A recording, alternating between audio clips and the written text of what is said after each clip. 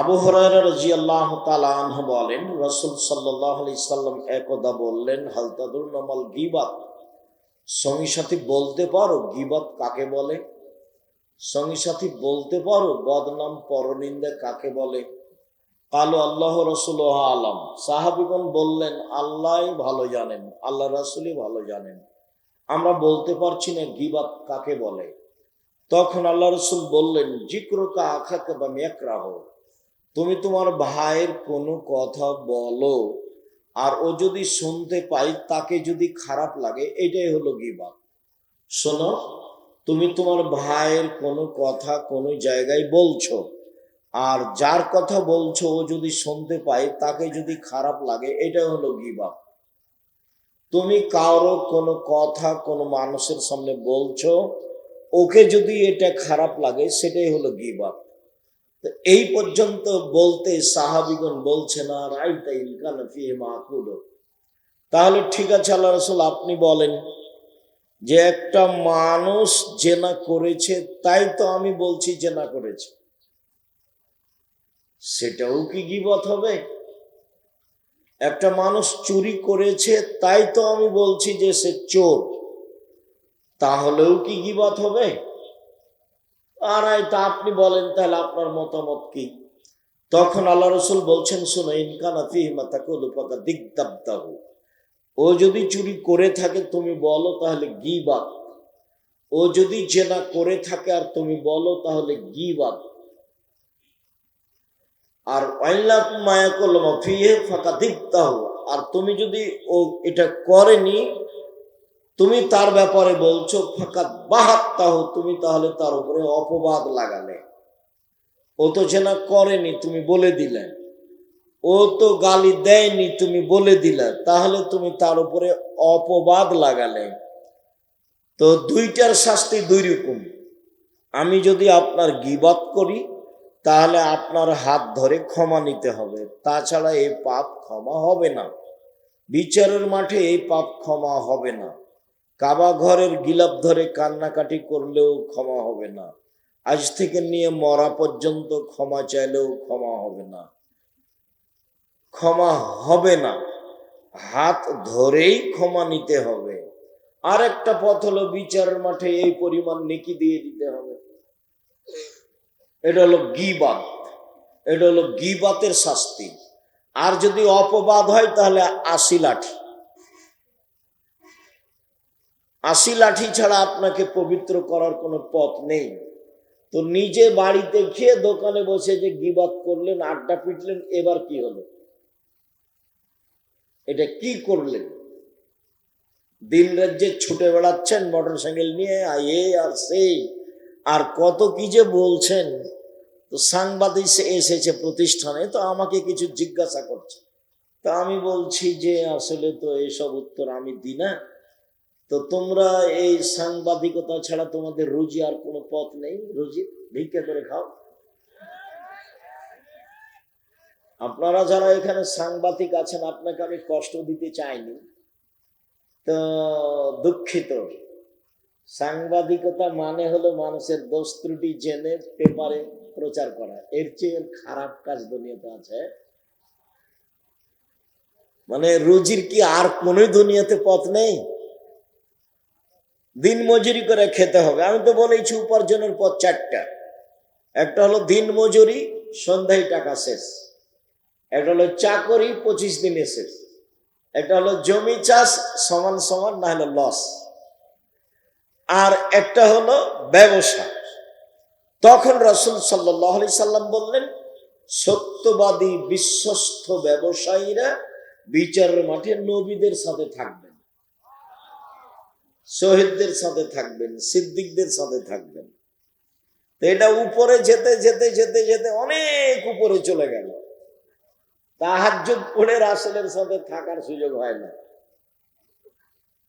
একটা পথ আল্লাহ রাসূল সহজভাবে বলেছেন রাসূলের সাথে থাকার। কে যদি দুইটা মেয়ের লালন পালন করে, দুইটা মেয়ের লালন পালন বিবাহ শাদী দিয়ে দেয়, তাহলে আমি মুহাম্মদ সাল্লাল্লাহু আলাইহি সাল্লাম আর ওই পিতা জান্নাতে একসাথে এভাবে থাকবো। দুইটা আঙ্গুলকে তিনি জমা করে দেখালেন। এখন বাপে তো মনে করেছে যে ছেলে মেয়ের বিবাহ দেওয়া পর্যন্ত, এইটা নয়।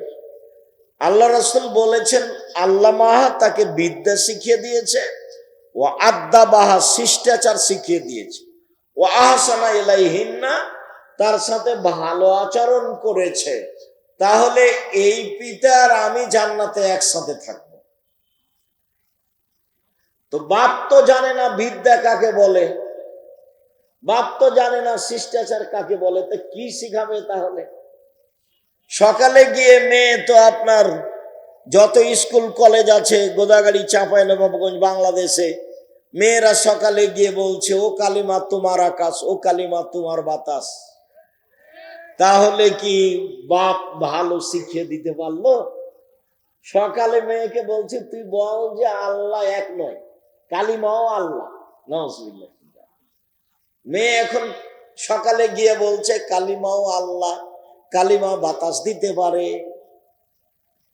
কালিমা ঝড় বৃষ্টি দিতে পারে, কালিমা কল্যাণ দিতে পারে। তো ঝড় বৃষ্টি কল্যাণ কে দিতে পারে? আল্লাহ। তো মেয়ে যে বলছে স্কুলে গিয়ে যে কালিমার আকাশ, কালিমার বাতাস। ছেলে মেয়ে জাতির কল্যাণের জন্য মানুষ করেন, এভাবে মানুষ করছেন কেন? ওকে চোর বানাচ্ছেন, প্রতারক বানাচ্ছেন, ধোঁকাবাজ বানাচ্ছেন। বিদ্যা বুঝতে পারলেন না কাকে বলে? শিষ্টাচার। আপনি তো নিজেও জানেন না শিষ্টাচার কাকে বলে, তো মেয়েকে কি শিষ্টাচার শিখাবেন? বলেন এটা কি জায়গা? জায়গাটার নাম কি? মাটি কাটা। আর এই মাঠটা হচ্ছে মাটি কাটা কলেজ মাঠ।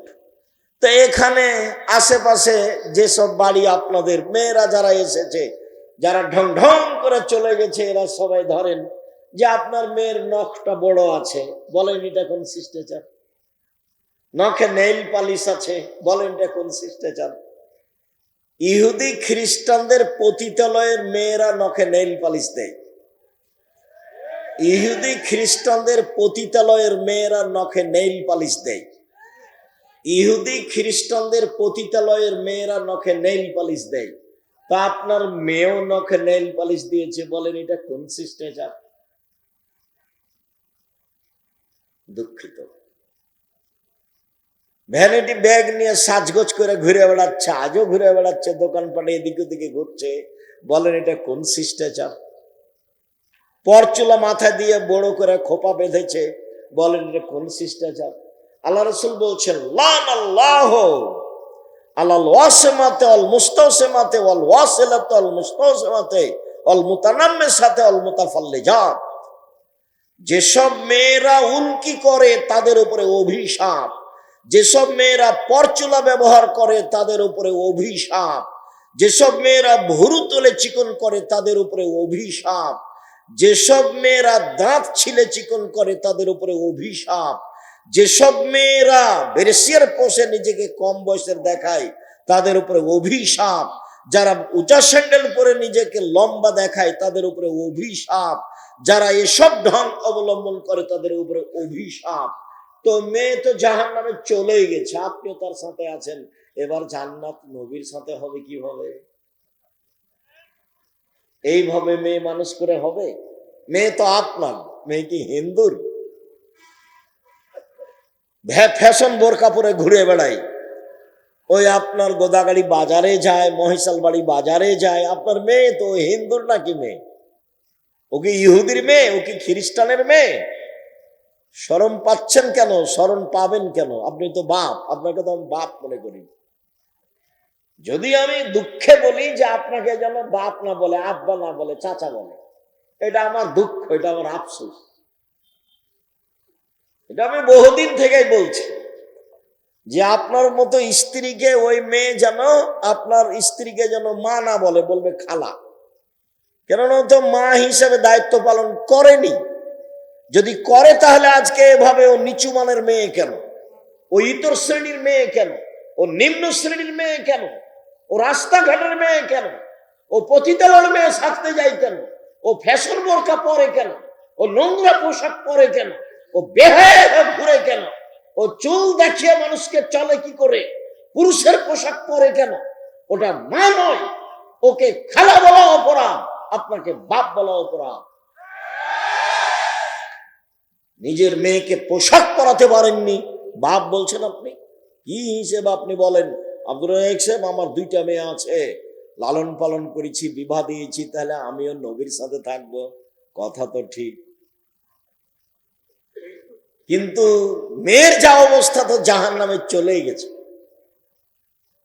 ইয়া মাসার নিসা তাসাদ্দাকনা ফাইনি উরিতুকুন্না আকসালাহানিন নারে।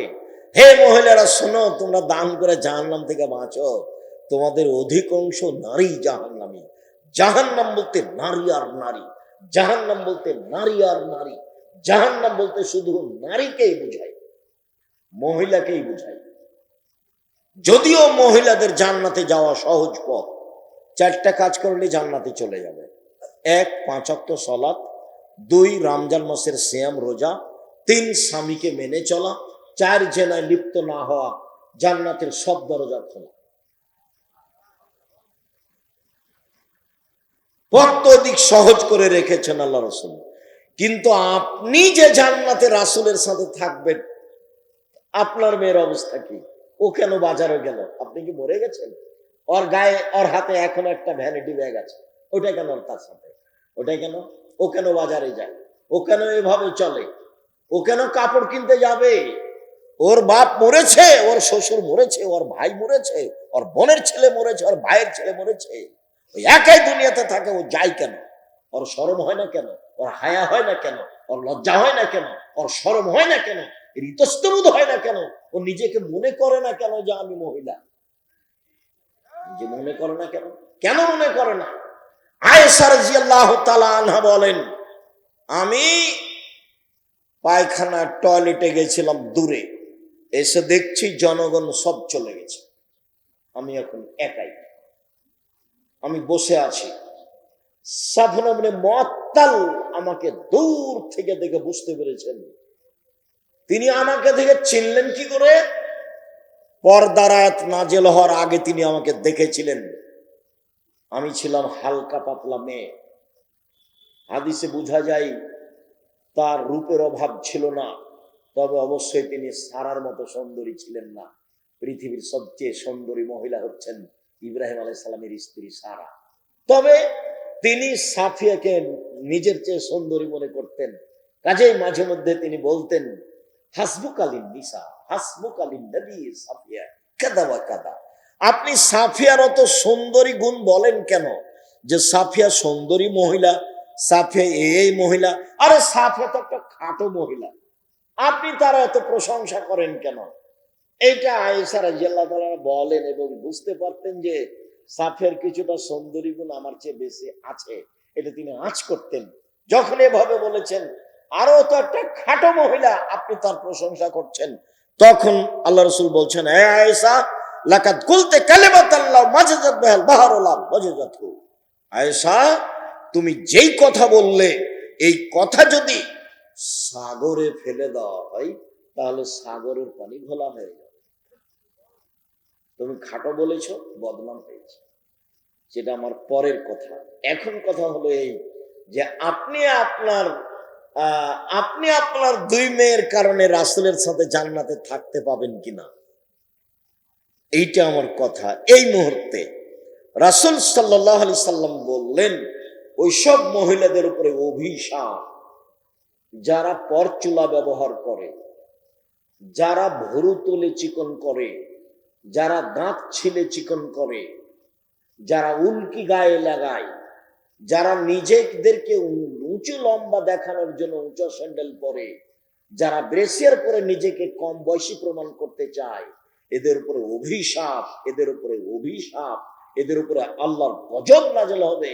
আল্লাহ রাসূল বলছেন যে 3 শ্রেণীর মানুষ জান্নাতে যাবে না, 3 শ্রেণীর মানুষ জান্নাতে যাবে না, 3 শ্রেণীর মানুষ জান্নাতে যাবে না।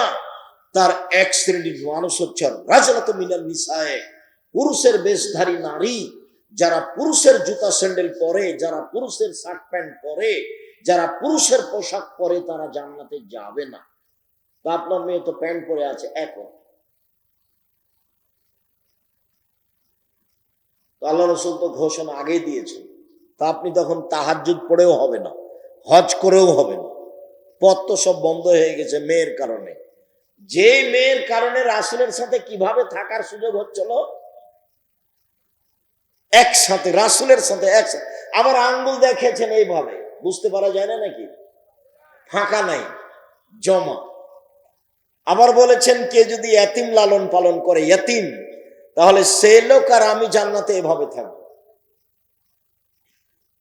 বুঝা যায় না, একটু ফাঁকা। আর যদি দুইটা মেয়ের লালন পালন করে, তাহলে আমি আর সেই পিতা জান্নাতে একসাথে। তো এবার তো আল্লাহ রাসূল বলছেন যে ও মেয়ের কারণে জাহান্নামে চলে গেছে। তাহলে কি হলো? বাপের পরিচয় দেন, বাপের মতো পরিচয় দিয়ে জীবিকা নির্বাহ করেন। ওই মেয়েকে ভুল পথ থেকে ফিরাতেই হবে যে কোনো মূল্যে, যে কোনো মূল্যে। আর সেদিনও বলে গেছি বাপের পরিচয়, বাপ কাকে বলে। আবারও বলি, সংক্ষিপ্ত ভাবে বলি, আবু বকর সিদ্দিক রাদিয়াল্লাহু তাআলা আনহু মেরে দিলেন মেয়েকে। আবু বকর সিদ্দিক রাদিয়াল্লাহু তাআলা আনহু পৃথিবীতে সবচেয়ে দামি মানুষ নবী রাসূল ব্যতীত। আয়েশা রাদিয়াল্লাহু তাআলা আনহা পৃথিবীতে সবচেয়ে দামি মহিলা। মুহাম্মদ সাল্লাল্লাহু আলাইহি সাল্লাম পৃথিবীতে নবী রাসূল নির্বিশেষে সবার চেয়ে দামি মানুষ। আবু বকর সিদ্দিক মেয়েকে মেরে দিলেন, বিবাহদারী মেয়েকে মারলেন, পূর্ণ যুবতী মেয়েকে মারলেন, জামাইয়ের সামনে মারলেন, সবচেয়ে বড় মানুষে মারলেন, সবচেয়ে বড় মহিলাকে মারলেন, সবচেয়ে বড় মানুষের সামনে মারলেন, বিবাহদারী মেয়েকে মারলেন, পূর্ণ যুবতী মেয়েকে মারলেন, জামাইয়ের সামনে মারলেন, দিন দুপুরে মারলেন, খোলা মাঠে মারলেন, 1400 মানুষের সামনে মারলেন, সবচেয়ে বড় মানুষে মারলেন, আবু বকর সিদ্দিক রাদিয়াল্লাহু তাআলা আনহু মারলেন, সবচেয়ে বড় মহিলাকে মারলেন, আয়েশা রাদিয়াল্লাহু তাআলা আনহাকে মারলেন, সবচেয়ে বড় মানুষের সামনে মারলেন, মুহাম্মদ সাল্লাল্লাহু আলাইহি সাল্লামের সামনে মারলেন, জামাইয়ের সামনে মারলেন। শুধু জামাইয়ের সামনে নয়, জামাই যখন মেয়ে বেটির উরু রানের উপরে মাথা দিয়ে ঘুমিয়েছিলেন তখন মেরেছে। বুঝাতে পারেনি কথা। জামাই আমাদের দেশে তো মারতে যাওয়া বহু দূরের কথা। শ্বশুর যদি দেখে যে জামাই মেয়ের উরু রানের উপরে মাথা দিয়ে ঘুমিয়ে আছে, তাহলে পাল্টা এভাবে ঘুরে যাবে, মানে যাওয়াই যাবে না ওইদিকে। পরিবেশটা আমাদের দেশের এরকম। তা আয়েশা রাদিয়াল্লাহু তাআলা আনহার উরু রানের উপরে মাথা দিয়ে ঘুমিয়ে আছেন মুহাম্মদ সাল্লাল্লাহু আলাইহি সাল্লাম। সবচেয়ে বড় মানুষ ঘুমিয়ে আছেন, সবচেয়ে বড় মহিলার কোলে ঘুমিয়ে আছেন, সবচেয়ে বড় মানুষে মারছেন, জামাইয়ের সামনে মারছেন, বিবাহদারী মেয়েকে মারছেন, পূর্ণ যুবতী মেয়েকে মারছেন, হাত দিয়ে মারছেন, বাপে বেটিকে মারছেন। বেটি কোনোদিন বাপের কাছে বড় হয় না, 7 ছেলের মা হলেও একবারে পিটিয়ে ফাটিয়ে দিতে হবে। 19-20 দেখলেই এর নাম বাপ। আয়েশা বলছেন ফাল্লাকা জানি লাকসাতান শাদীদা, এত জোরে আমার বাপ আমার কোমরের উপরে মারলেন, কোমরের উপরে, যে আমার স্বামী আমার উরু রানের উপরে মাথা দিয়ে না ঘুমালে আমি মায়ের কারণে দূরে সরে যেতাম, এত জোরে মেরেছেন। আমি নিজেকে টিকে রাখার চেষ্টা করেছি যাতে করে আমার স্বামীর ঘুম ভেঙে না যায়। স্বামী হচ্ছেন মুহাম্মদ সাল্লাল্লাহু আলাইহি সাল্লাম, আর স্ত্রী হচ্ছেন আয়েশা রাদিয়াল্লাহু তাআলা আনহা, আর বাপ হচ্ছেন আবু বকর সিদ্দিক রাদিয়াল্লাহু তাআলা। খোলা মাঠে মেরে দিলেন মেয়েকে, জামাইয়ের সামনে মারলেন, হাত দিয়ে মারলেন, খোলা মাঠে মারলেন, 1400 মানুষের সামনে মারলেন। এত বড় বাপে এত বড় বেটিকে এতগুলো মানুষের সামনে, এত বড় মানুষের সামনে খোলা মাঠে মেরে দিলেন। আর আপনার মেয়েটা ক্লাস 10-এ পড়ে, ঢং ঢং করে পুরুষের পোশাক পরে ঘুরে বেড়াচ্ছে, আপনি তাকে একটা ধমক দিতে পারেন না? আপনার বাপ, আপনার বাপ মরে যাওয়ার চেয়ে বেঁচে থাকার চেয়ে মরে যাওয়া ভালো, বেঁচে থাকার চেয়ে মরে যাওয়া ভালো। আপনার ছেলে মেয়ে লালন পালনের জিম্মেদারি জামিয়া সালাফে নিয়েছে, নিবে ইনশাআল্লাহ, আমি জিম্মেদারি পালন করব ইনশাআল্লাহ। জামিয়া সালাফে প্রায় 500-র অধিক এতিম অসহায় আছে। আপনাদের কালকে যদি আরো 500 সকালে গিয়ে ঢোকে, কোনো সমস্যা নাই ইনশাআল্লাহ। কাজে আপনার ছেলে মেয়ের জিম্মেদারি নিলাম আমি, আপনার মতো বাপ বেঁচে থাকা আমি চাইনি। তা আপনি কি করবেন? যে আপনি আবু বকর সিদ্দিক হন, পিটিয়ে ঠিক করতে হবে। বিবাহদারী মেয়েকে জামাইয়ের সামনে আবু বকর সিদ্দিক মারতে পারেন, আপনি ধমক দিতে পারেন না? ওর কপালে টিপ আছে, নখে নেল পালিশ আছে, পুরুষের পোশাক পরে আছে, ভ্যানিটি ব্যাগ হাতে করে ঢং ঢং করে ঘুরে বেড়াচ্ছে, আপনি কিছুই বলতে পারেন না? আপনাকে শরম লাগে, আপনাকে ইতস্তত লাগে, আপনাকে কেমন কেমন লাগে, কেমন কেমন লাগবে? কেন কেন লাগবে? কেন লাগবে? হিন্দু মেয়েরা কপালে টিপ দেয়, আপনারটা দিল কেন? ওইভাবে আসকারা মাস্কারা মুখে চোখে লাগিয়ে মানুষের সামনে ঘুরে কি করে? রিক্সাওয়ালাকে দেখানোর জন্য রিক্সায় উঠে? রিক্সাওয়ালা কি স্বামী? রিক্সাওয়ালাকে দেখানোর জন্য তার এত সাজগোজ, বাজারে যাওয়ার জন্য তার এত সাজগোজ, সাজুগুজু তার এত কেন? বাজারে যাই কেন এভাবে? আপনি চোখে দেখতে পান না? আপনার স্ত্রী চোখে দেখতে পায় না? স্বামী স্ত্রী ছাই করতে কলা করতে বেঁচে আছেন? কেন বেঁচে আছেন? ছেলে মেয়েকে মানুষ করতে হবে, এই জন্য বেঁচে আছেন। রাসূল সাল্লাল্লাহু আলাইহি ওয়াসাল্লাম বলছেন, কোন পিতা যদি 2 জন মেয়ের লালন পালন করে, সেই পিতার আমি জান্নাতে একসাথে থাকবো। তখন তিনি বলেছেন, বিদ্যা শিখিয়ে দিল, সুন্দর বিদ্যা শিখিয়ে দিল, শিষ্টাচার শিখিয়ে দিল, সুন্দর শিষ্টাচার শিখিয়ে দিল, তার সাথে ভালো আচরণ করলো। এই বাপ নবীর সাথে জান্নাতে একসাথে ভাবে থাকবেন। সম্মানিত দিনী ভাই বোন, মনে রাখা ভালো হবে, জেনা মহাপাপ। রাসূল সাল্লাল্লাহু আলাইহি সাল্লাম বলেন, অবিবাহিত ছেলে মেয়ে জেনা করলে 100 লাঠি পিটিয়ে এলাকা থেকে তাড়িয়ে দিতে হবে 1 বছরের জন্য। তিনি বলেন, বিবাহিত পুরুষ নারী জেনা করলে ইট ঢেল পাথর দিয়ে মেরে মেরে মেরে ফেলতে হবে, তার বেঁচে থাকার কোনো সুযোগ নেই। 3 শ্রেণীর মানুষকে হত্যা করতে হয়, 2 শ্রেণীর মানুষের বাঁচার পথ আছে। 3 শ্রেণীর মানুষকে হত্যা করতে হয়, 2 শ্রেণীর মানুষের বাঁচার পথ আছে। 1, কেউ যদি বলে আমি কোরআন মাজিদ মানি না, তাহলে তাকে সরকারিভাবে হত্যা করতে হবে।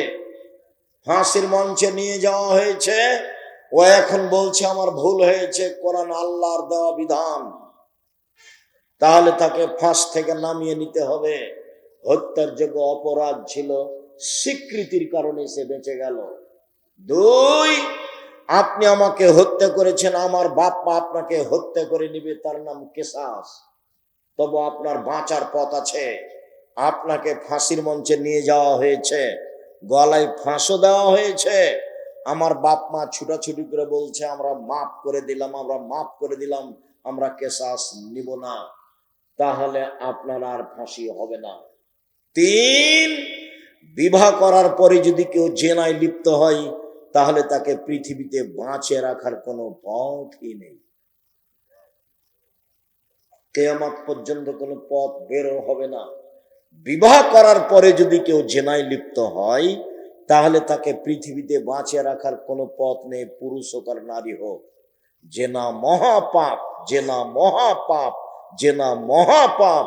এর পরেও যদি তার বিচার না হয়, সে যদি রাতের অন্ধকারে দিনে কোনো জায়গায় নির্জনে বসে আল্লাহকে বলে আমি ভুল করেছি, আমি অপরাধী, আস্তাগফিরুল্লাহ ওয়া আতুবু ইলাইহি, আমি আল্লাহর কাছে ক্ষমা ভিক্ষা চাই, তার কাছে ফিরে যেতে চাই, আস্তাগফিরুল্লাহ আল্লাযী লা ইলাহা ইল্লা হুয়াল হাইয়ুল কাইয়ুম ওয়া আতুবু ইলাইহি, রব্বিগফিরলি ওয়া তুব আলাইয়া ইন্নাকা আনতাত তাওয়াবুল গফুর, আল্লাহুম্মা আনতা রাব্বি লা ইলাহা ইল্লা আনতা খালাকতানি ওয়া আনা আবদুকা ওয়া আলা আহদিকা ওয়া আদিকা মাসতাতাতু আউযু বিকা মিন শাররি মা সানাতু আবু লাকা বিনিমাতিকা আলাইয়া ওয়া বিযামবি ফাগফিরলি ফাইন্নাহু লা ইয়াগফিরু যুনুবা ইল্লা আনতা। আল্লাহ এই পাপ তার ক্ষমা করে দিবেন ইনশাআল্লাহ। কেন? এই পাপ কার সাথে জড়িত? আল্লাহর সাথে জড়িত। আপনি দোকানে বসে আমার বদনাম করেছেন, মরা পর্যন্ত ক্ষমা চান, দেখি হয় নাকি? যদি আল্লাহ আপনাকে ক্ষমা করে দেন, আল্লাহ হবেন জালেম। আল্লাহ বলেছেন আমি জুলুম করি না, আমার উপরে জুলুম আমি হারাম করেছি। ইন্নী হারামতু যুলমা আলাইয়া, আমার উপরে জুলুম আমি হারাম করেছি। তুমি যার বদনাম করেছো সেখানে ক্ষমা নেওয়া, এখানে কেন? কথা স্পষ্ট হয়নি? জিন্দেগিতে মুখ খুলবেন না কারো নামে। এই বাচ্চা, ছেলেগুলো ওখানে দৌড়াচ্ছে, আপনারা দেখলেন না? এই ছেলেরা, তোমাদের এখানে লোকজন নেই, তোমরা ওখানে দাঁড়িয়ে আছো কেন? জায়গা নাই নাকি? তোমাদের জন্যই তো আমি এসেছি। ভাইজান, আপনি ওখানে কেন দাঁড়িয়ে আছেন? আমি আপনার জন্য এসেছি। আমি এখানে কোনো স্বার্থ নিয়ে আসিনি, আমি নির্বাচন করি না, এবং আমি কোনো তাফসির মাহফিল করি না। আমার কাছে কোনো উদ্দেশ্য নেই, শুধু উদ্দেশ্য আপনাকে একটু পরকালমুখী করা। আমি আপনার জন্য খাস করে এসেছি। আপনাকে আলোচনা ভারী লাগুক আর হালকা লাগুক, দয়া করে আপনি ধৈর্যের পরিচয় দিবেন। কিছুক্ষণ আপনি অপেক্ষা করবেন, আমি আপনার জন্য এসেছি। আপনারা মহিলারা, আপনারা আমার দিনী বোন, আমি আপনাকে যতই কঠিন করে বলি না কেন, আপনার আমি উপকারের জন্য এসেছি, আপনার আমি কল্যাণ কামনা করি। আপনি আমার দিনী বোন, আমার কিছু করার নেই। রাসূল সাল্লাল্লাহু আলাইহি ওয়াসাল্লাম এইভাবেই বলেছেন। তিনি বলছেন ইন্নাল মারাতা তুকবিলু ফি সূরাতি শায়তান ওয়া তুদবিরু ফি সূরাতি শায়তান, নিশ্চয় মহিলারা শয়তানের বেশ ধরে আসে, নিশ্চয় মহিলারা শয়তানের বেশ ধরে যায়। বলেন তো আমি কি করতে পারি? আল্লাহ রাসূল এইভাবেই বলছেন। এই ছেলে, তোমাদের কি কাজ এখানে? মুখে কথা বলবো না, চুপ। কোনো যদি কাজ করার লাগে চুপ থেকে করো। এখন তো মাঠ চলছে, কোনো কাজ দেখায় না আমাকে। সম্মানিত দিনী ভাই বোন, আমার দিনী বোনেরা, আমি কি করতে পারি? রাসূল সাল্লাল্লাহু আলাইহি ওয়াসাল্লাম এইভাবেই বলছেন। তিনি বলছেন মা তারাকতু বাদি ফিতনাতান আজরাল রিজাল মিনান নিসায়ে, আমার জীবন আমি ছাড়িনি কোনো বস্তু যেটা পুরুষের জন্য বিপজ্জনক হতে পারে নারীদের চেয়ে। পৃথিবীর মানুষ শুনে রেখো, আমি ছাড়িনি কোনো বস্তু পৃথিবীতে যেটা পুরুষের জন্য বেশি বিপজ্জনক হতে পারে নারীদের চেয়ে। পৃথিবীর মানুষ শুনে রেখো, নারী হচ্ছে তোমাদের জন্য সবচেয়ে বিপজ্জনক বস্তু। নারী হচ্ছে তোমাদের জন্য সবচেয়ে বিপজ্জনক বস্তু। এই মেয়ে, এই ফ্যাশন বোরকা পরেছো কেন? শরম পাও না? তোমার দিকে মানুষ দেখে, তোমার বাপ এটা দেখে না? আমি কি করতে পারি? রাসূল এভাবেই বলছেন। রাসূল সাল্লাল্লাহু আলাইহি ওয়াসাল্লাম বলছেন পৃথিবীর মানুষ ফাত্তাকুদ দুনিয়া ওয়াত্তাকুন নিসা, তোমরা মহিলা থেকে বেঁচে থাকো, দুনিয়া থেকে বেঁচে থাকো। পৃথিবীর মানুষ, তোমরা মহিলা থেকে বেঁচে থাকো, দুনিয়া থেকে বেঁচে থাকো। এই দুনিয়া হচ্ছে জড় বস্তু, অত্যাধুনিক যন্ত্র। যেভাবে বসে আছেন সেভাবে ছবি ধরে রাখছে।